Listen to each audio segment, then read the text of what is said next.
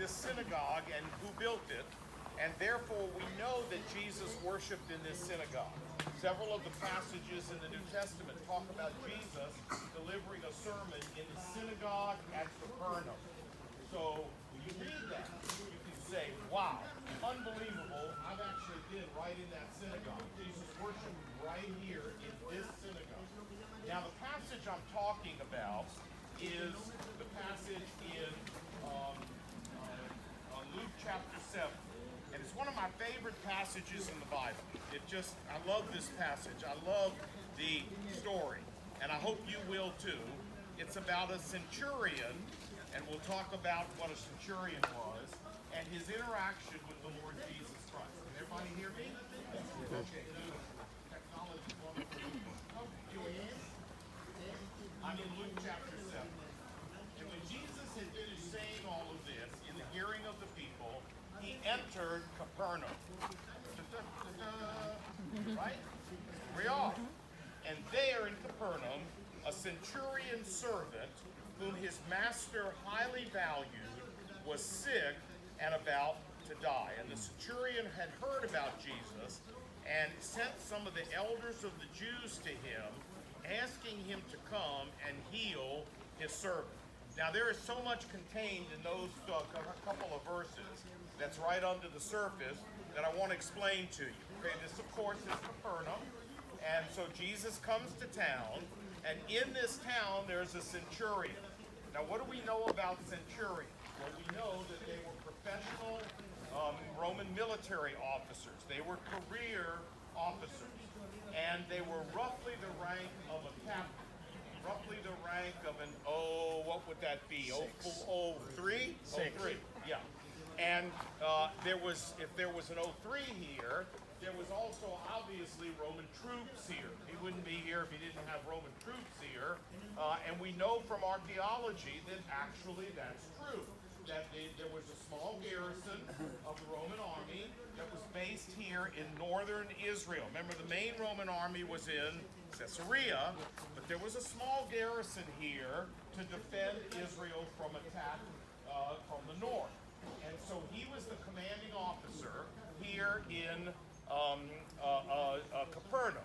Now, centurions were the backbone of the Roman army.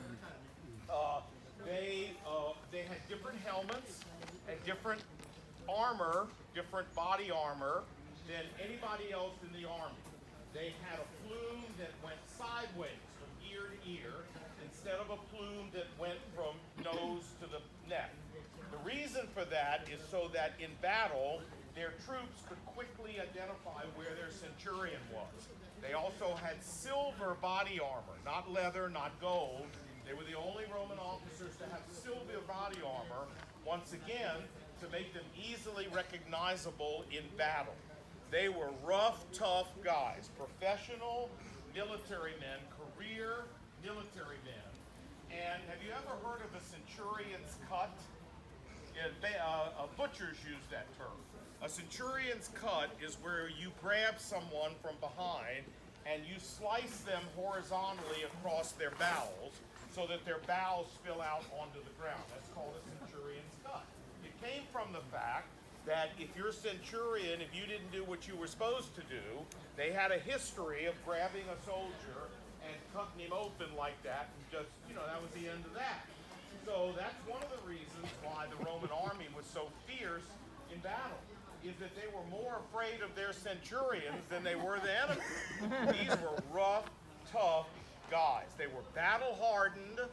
They were not emotional softies. You understand what I'm saying? They never would have been on Oprah or anything like that. These guys were rough and tough and mean. However, look what the Bible says. The Bible says that the centurion had a servant. I mean, how many servants do you think he had? I mean, he had servants are a dime a dozen. You kill a servant, you get another servant. No big deal. But he had a servant whom his master highly valued. Now, this tells us something special about this guy. This guy was not your ordinary centurion. I mean, your ordinary centurion, he doesn't care about his servants, who cares? But this guy was different. This guy had a heart. This guy emotionally had connected with his servant. And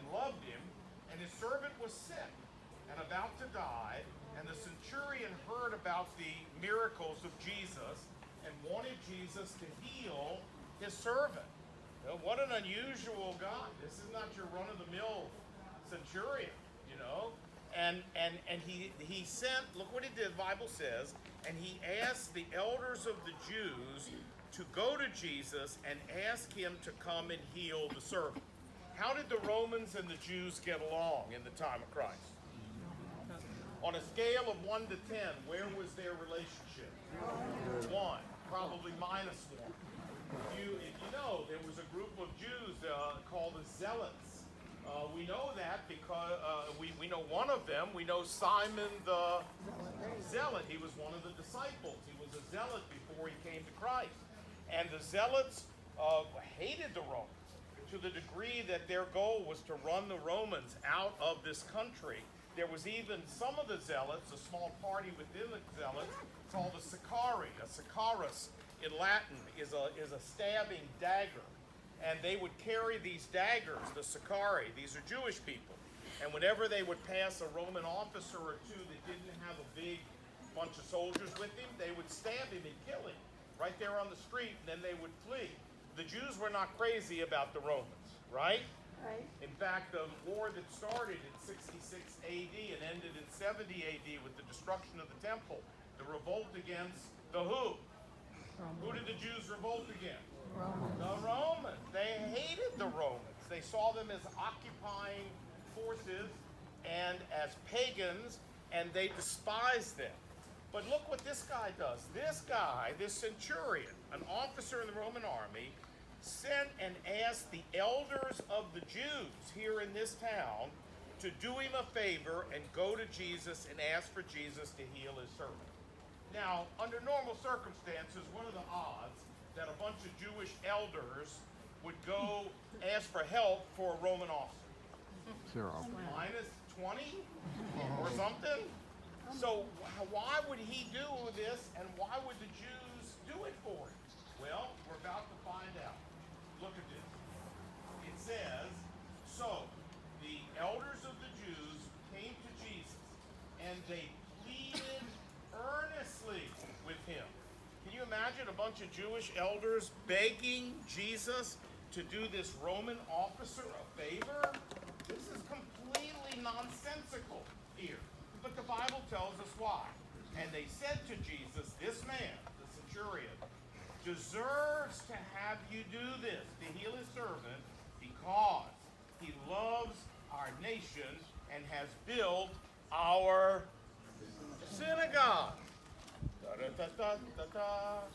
Obviously, what happened is this guy, not only was he a softy when it came to his servant, but he was also a compassionate man when it came to the Jews in the town that he was ruling over. And he took an interest in them. And he developed a love for the Jewish people. And he had soldiers that weren't doing anything anyway. So he put them to work and built the synagogue that you see underneath the white limestone, the basalt synagogue here in this town. What an unusual guy. You with me?